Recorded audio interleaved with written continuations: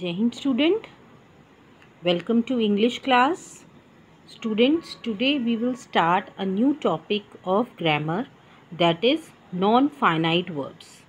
Now, before studying about non-finite verbs, first let's discuss about the types of verb, that is finite and non-finite, because it is very important to understand what is finite verb, then only you will be able to understand non-finite verbs. So verbs, they are categorized into two types, that is finite verbs and non-finite verbs, as you can see on your screen. Now non-finite verbs are further categorized into three types, that is infinitive, gerund and participle.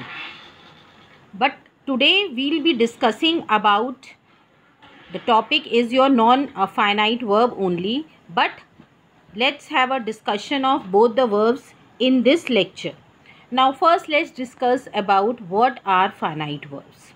So a finite verbs has a subject and show tense, person and number.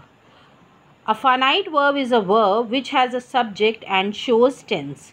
Now, the verbs are considered as finite verbs when they are showing the tense or the number or the person, means the verb changes according to the according to the person or the number.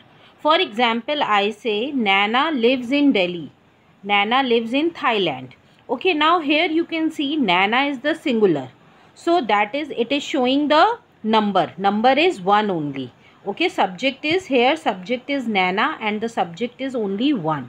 Okay, so the verb used lives, it will be according to the subject, that is singular. So for singular, as you all know, in simple tense we use s or es. So live will become lives.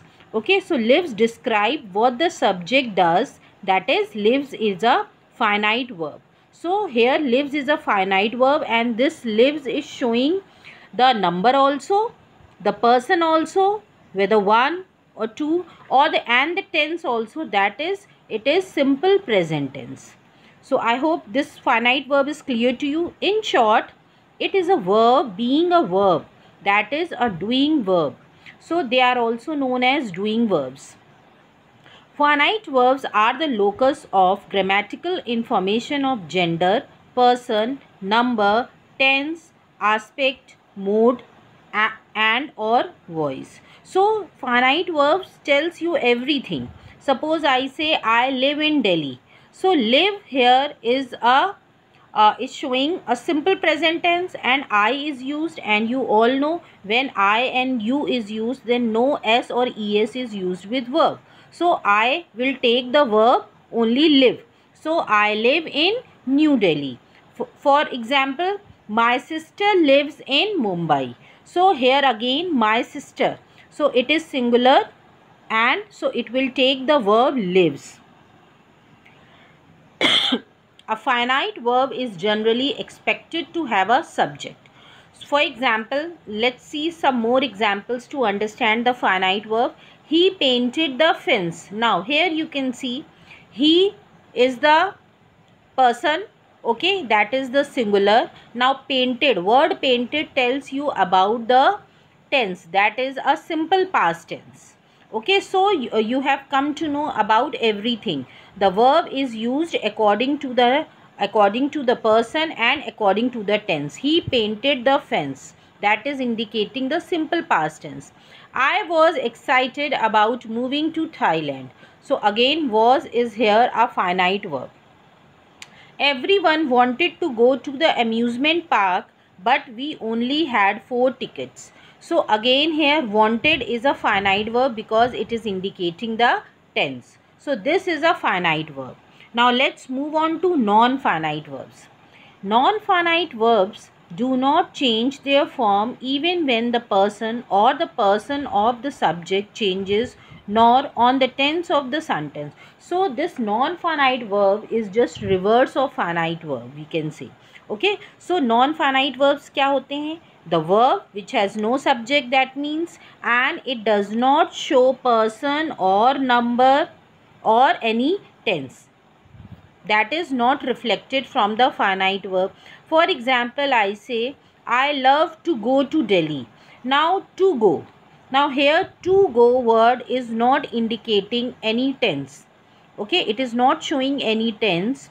So, here it will be a non-finite verb. For example, they want to eat something delicious.